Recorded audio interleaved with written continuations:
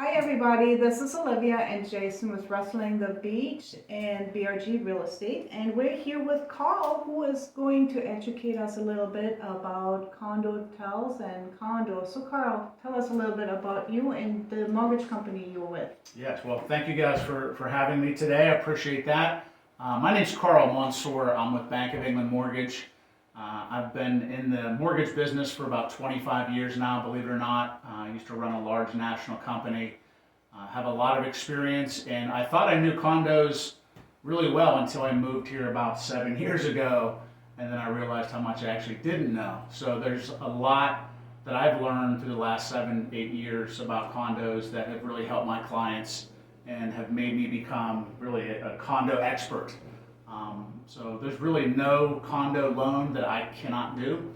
If it's possible to get lending on it, I can definitely do it. So hopefully that helps a little bit. Yeah. Well, down here in Myrtle Beach, we find that there's a lot of condos and condotels. Right. There's difference with trying to purchase them, and they find out that they don't know what they're doing. Especially me, I haven't really known the difference between the two until I got into real estate. Can you help us differentiate between a condo and a condotel? Yeah, so I'll start with the easy part first. So a condotel basically operates like a hotel. It's the easiest way to look and see if there's nightly activity, if you can easily rent nightly or weekly, if there's front desk, if there's a lot of amenities, things like housekeeping. That's going to trigger you that that's an actual condotel. And they are going to be treated differently as far as loans go. And then on top of that, you have non-condotel properties, which come into two different segments as well, which are called warrantable and then non-warrantable, and we'll talk a little bit about that here in a minute. But yeah, condotels are somewhat easy to spot because of all the hotel-like activity. So basically, if there's a front desk, I take it, where somebody can walk in and say, hey, I'm looking for a night stay here, and they basically could rent it out right there, it's more considered a condotel. Absolutely, yes. Okay. It's not that simple, but if you see that, that's definitely That's a like condotel. one of those flags. Okay. Yeah.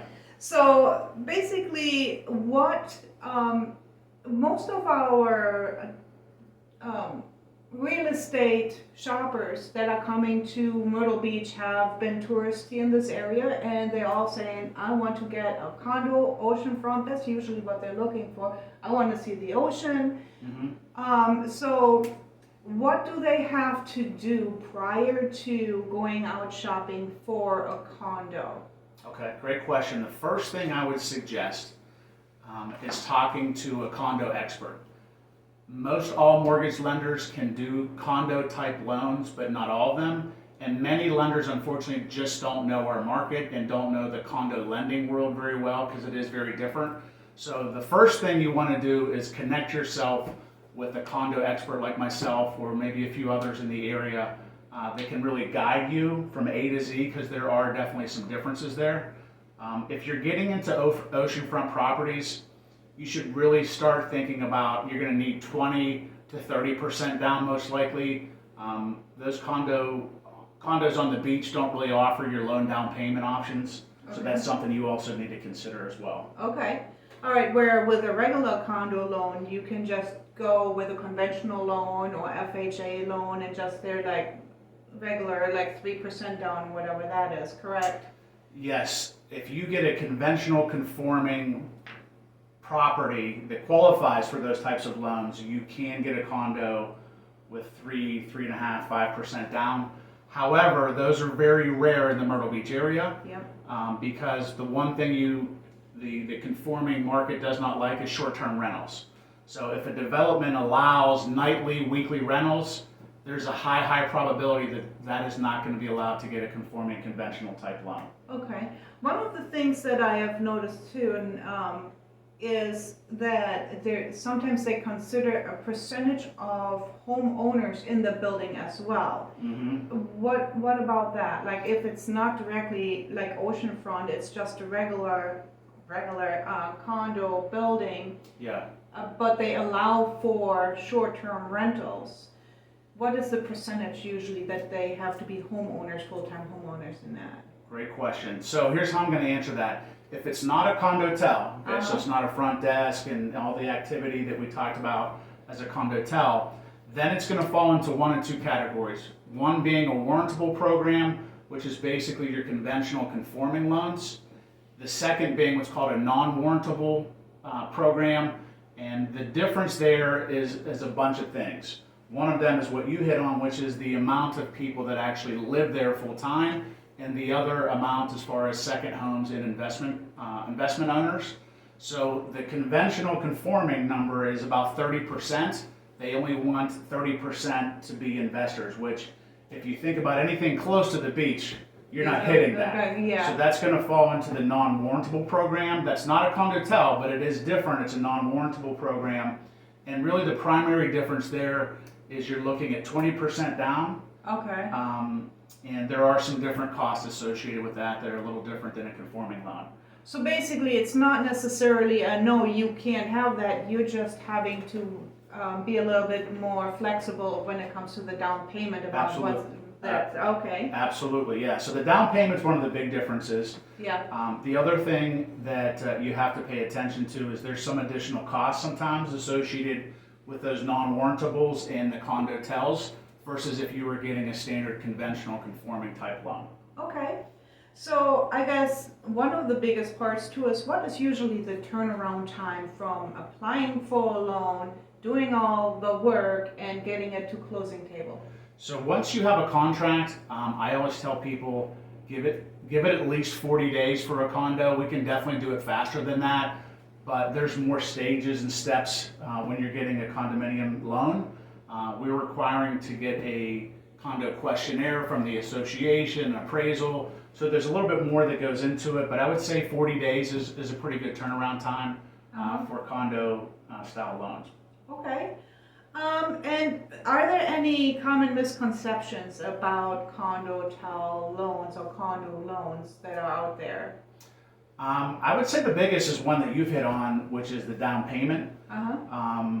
That is the big one. You know, a lot of people come to me and they want to put 10% down or something to that effect, and that's just not possible with Ocean Front condominium. It's just not going to happen. Right. So that's the biggest thing. The other part that I would say is when you're getting a condo loan, you have to realize that not only does the borrower have to get approved, but the development itself goes through an approval process. And that's a little different than when you're buying a home. As long as the home is in good shape and marketable, we're going to lend on it.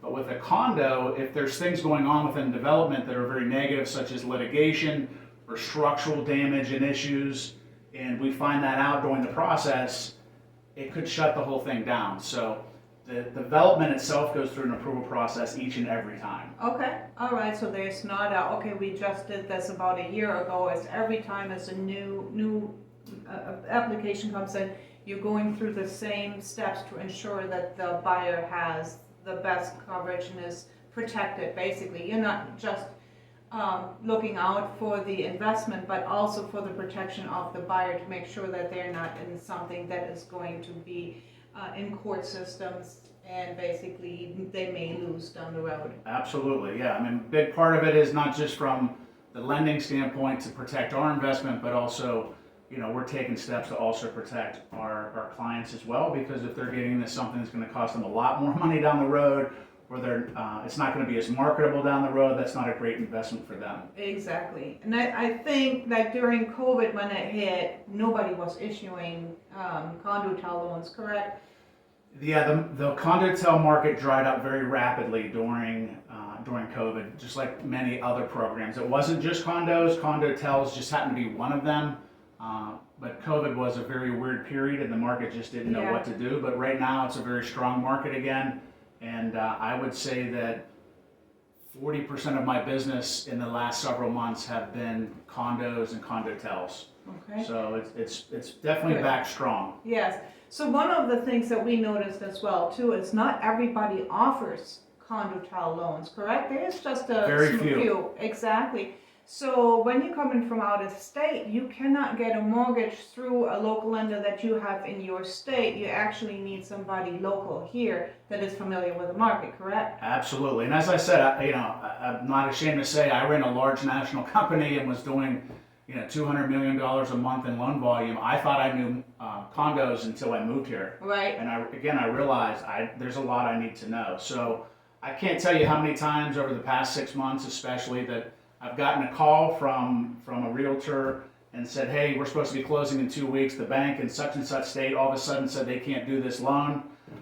Can you help? And I have to kind of jump in midstream and refigure the whole thing and get it closed for them as fast as possible. So yeah, 100% agree. I would stick by using a mortgage expert locally who really knows the condos in and out. Yes, exactly. And obviously a good realtor like me and Jason that actually spent some time researching this a little bit for you. Did you have any more questions for him? No, you guys were answering them as they were going through. Let's see if the Okay. next question will follow up with the answer. So it's Okay, good. So how would anybody be able to get a hold of you? Because I gotta tell you guys, he is easy to be reached and he loves helping people get into their homes, into their condos. Yeah. So if there is something that we have not covered here, Carl would love to help you out with that. So Carl, how do they get a hold of you? Yeah, so obviously they can connect through your website and email you or contact you first and foremost, but you can check us out online at boemortgagepros.com. Again, that's boemortgagepros.com, and all of my contact information is there. Okay, and I will also put it at the end of this video. You're probably gonna see it popping up right now. Yeah, awesome. So, yeah, thank you so much for your time. Yeah, guys, I appreciate appreciate you it. coming by the office today. Yeah, Drinking some great coffee. That's right. Getting some nice gifts. that's right. Thank you so much. All right, thank you guys.